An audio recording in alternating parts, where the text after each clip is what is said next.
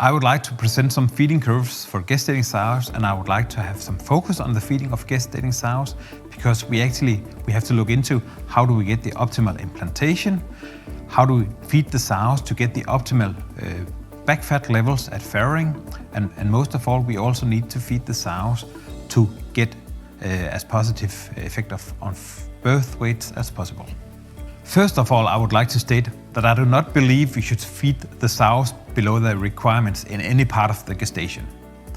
We should feed the sows in order to secure optimal placentation formation in order to get some strong vital fetuses.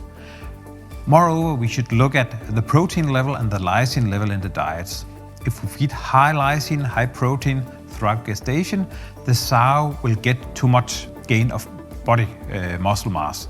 We do not want that to happen. We want to control body weight gain of the sows. We want to favorize restorage of back fat throughout gestation.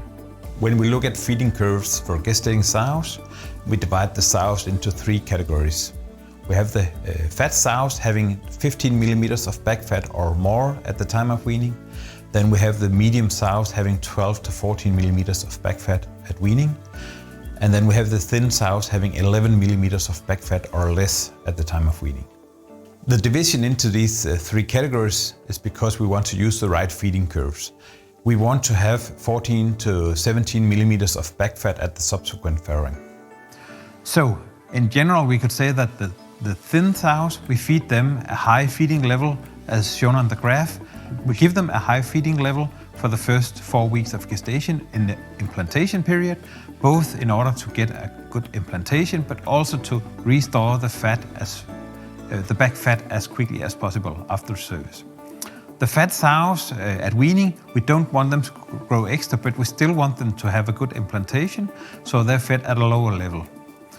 If we look at the graph, all 3 groups are giving the same amount of feed from 4 weeks prior to farrowing and until farrowing. These 3.4 kilos of feed is given both to give the sow for maintenance, but also to secure the fetal growth and the growth of the udder. So this is of importance, and this is all to obtain the good sow at the next farrowing. Looking at the feeding curves for gestating sows, I would like to show the consequences of choosing the right levels of lysine and also protein.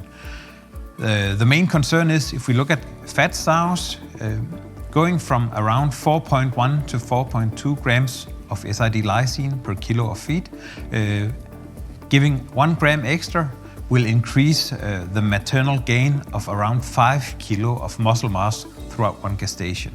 So the main concern will be that instead of growing around 53 kilos, including fetuses, the sow will grow around 58 kilos.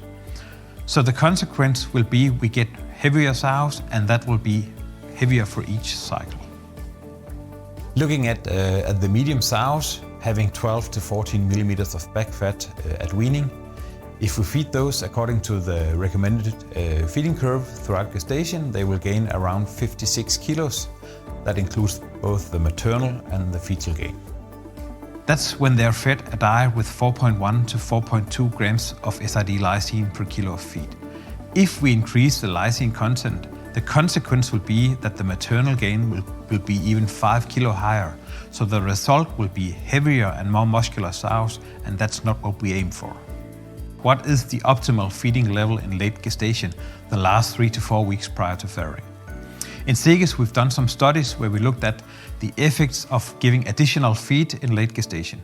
So when we had 3.4 kilos of feed and added 1 kilo extra feed, that didn't have any effect on birth weight. We also looked at giving extra feed and extra amino acids and extra protein for late gestation. That showed no effect on birth weights. So 3.4 kilo is the optimal level for sows in late gestation. To sum up about feeding of gestating sows, we need to choose the right feeding curves for the sows dependent on the back fat measurement at weaning. Furthermore, we need to use diets with a low content of lysine, a low content of protein, in order to favorize restorage of back fat to avoid excess protein gain and muscle gain throughout gestation. We don't want the sows to get heavy. We want the sows to have the perfect back fat measurement at farrowing.